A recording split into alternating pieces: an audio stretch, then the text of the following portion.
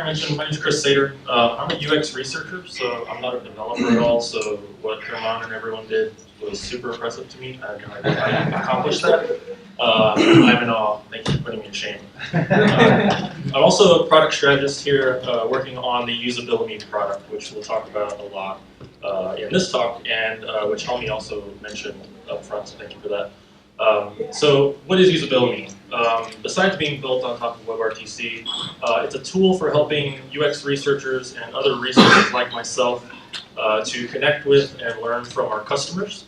So we can get feedback on our products early and often, and we can also involve our project stakeholders, product managers, things like that, in the research process. Cool, so I mentioned a researcher in that description. So it's a very loosely defined word. I'm a UX researcher, which has that in my title, but you could consider yourselves as developers as researchers. Product managers might be researchers, designers might be researchers, maybe you're a startup founder. Basically, it's anyone who wants to learn from their customers as they're building their product or as they're getting it out in the market, really just to understand how they're using it and things like that. So that's who usability is designed for. As a researcher, I can tell you that we have lots of problems, and I'll talk about a few of them here. The number one problem that we run into when we're trying to talk to our customers is that our toolkit includes a lot of tools. We get overloaded. So we have recruiting tools that we have to use to find our customers and ask them to participate and talk to us in interviews and things like that. As we're running the sessions with customers and the calls, we have note-taking tools like Word or Google Docs, or maybe purpose-built tools for that as well. We're often using video, screen sharing, and recording tools to capture that and make sure that we can see what that person is doing.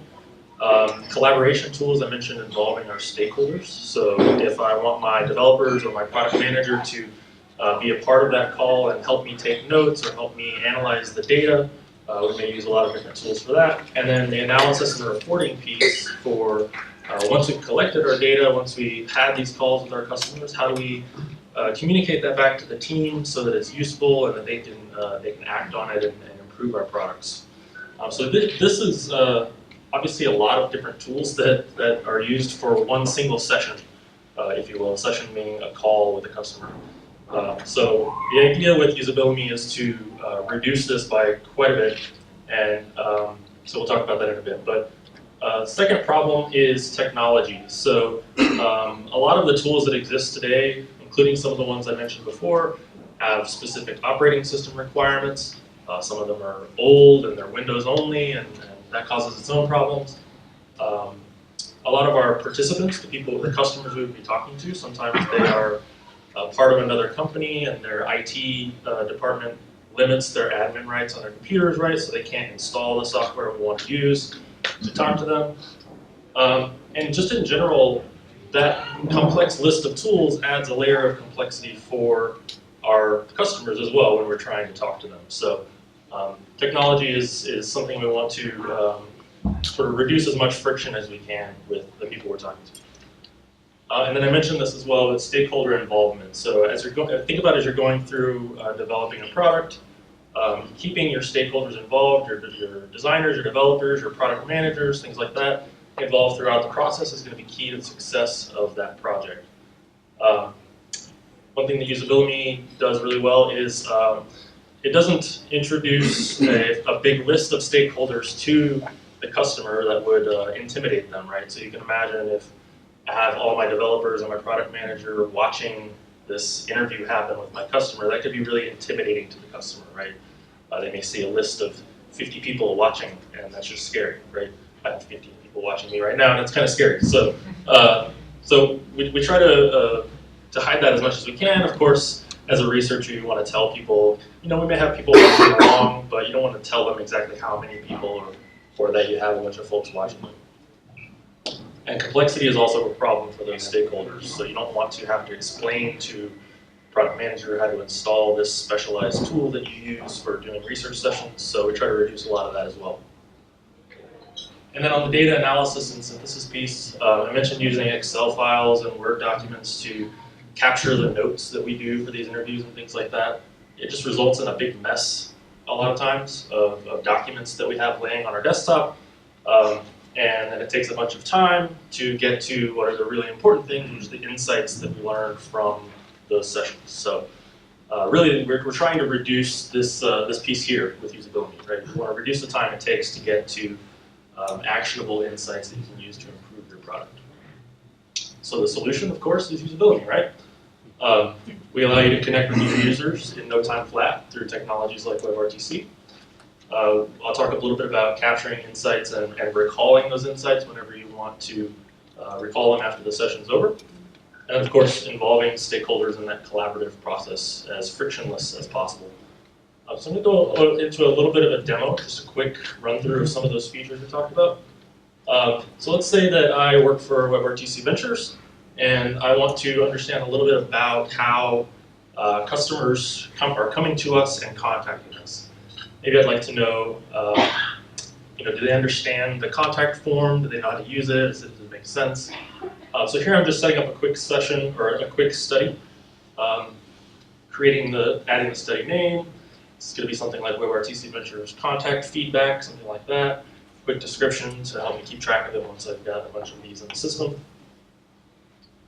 So again, I'm trying to learn, are there things we can improve about the contact form on our website so that it's easier to use and things like that. So I've quickly created a session and now I'm ready to talk to people. That's essentially all it took for me. I have a link here that I can copy and send in a calendar invite or an email to my customer. Maybe I already know who I want to talk to, so I can send that to them. I'll talk in a minute about what happens if you don't know who you want to talk to. So I've quickly sent that over. Now I just wait for them to join. And as soon as they click on that link, they'll see a page like this where it just asks for their first name.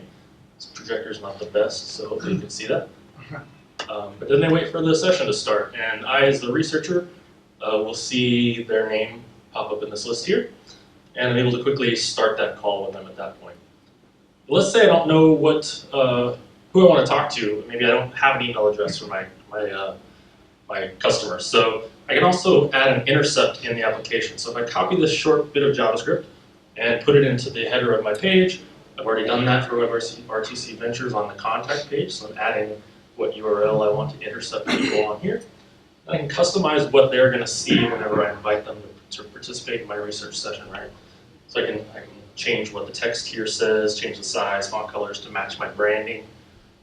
Maybe I know that this session's only going to take 5 minutes, so I just want to put a quick note that says, hey, can you chat for 5 minutes? Really like to talk to you about your experience here. And here I'm going to change the color of the buttons to match the branding of the WebRTC page.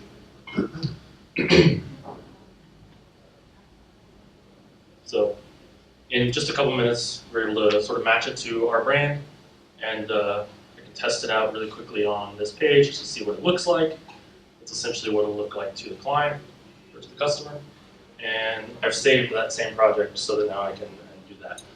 So what this will do, I've opened a new window to show that when people navigate to that contact page that I set here in the URL field on WebRTC Ventures, is going to show up in the list of available customers that I could talk to if I want to invite them to the list. You'll only see one here because it's just me, but you could have hundreds. So I can hit invite them in app, and that intercept that we created is going to show up on the page. If they want to join and give me their feedback, they can click yes. If not, they can say no, and we'll just go on to the next person. But let's say that they do. Now we've started that meeting. It's going to do a little bit of a jump here once I click start call. But that's as simple as it gets in terms of getting quickly to a customer so you can get feedback about the page they were on, right? So that's how we do it in terms of connecting. Now let's say that we've started this call, we hit the start call button, and we're jumping right into the tool that I would use as a researcher to have a nice conversation with my wife over here. But really what I'm doing is, imagine I'm talking to a customer here. I've got the notes field on the right for myself to take notes on whatever conversation we're having about the product. I've got this sped up a little bit, I don't actually type that fast. A couple things to point out: we can record this session so that I can go review it later if I missed anything, things like that. I'm going to be able to add quotes or add hashtags, tags to those insights so that later I can look for specific things that I wanted to mark as quotes or as ideas that they came up with, or maybe I had an idea that I wanted to call out. And that's essentially it. I could also chat with them. They can screen share through this application as well. What you just saw there was observers taking notes, so the stakeholder collaboration piece being very important. I could send a link to my product manager and have them take notes right alongside me. And this is what it looks like to review that recording. So we've got the list of notes that we all took together. I can jump to any point in that video based on clicking a note. I don't know if you saw a jump, I think my hand was over it.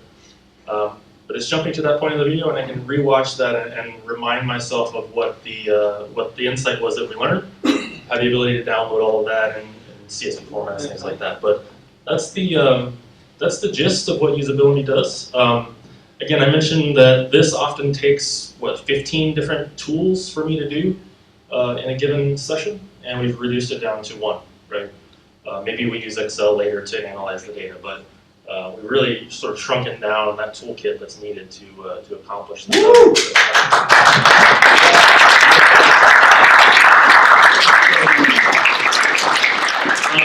Really, what we're talking about here is not making you waste time to get feedback from your customers, right?